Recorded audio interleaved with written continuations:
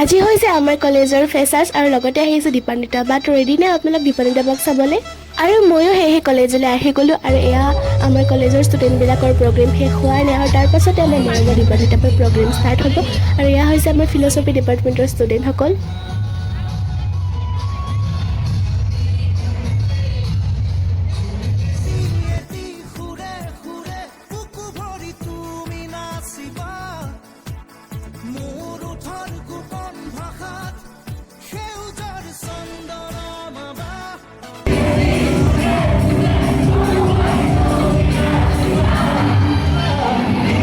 ইতিমধ্যে দীপান্বিতা বা আহি পাইছে তো ৰেডি হওক আপোনালোকে দীপান্বিতা বাক চাবলৈ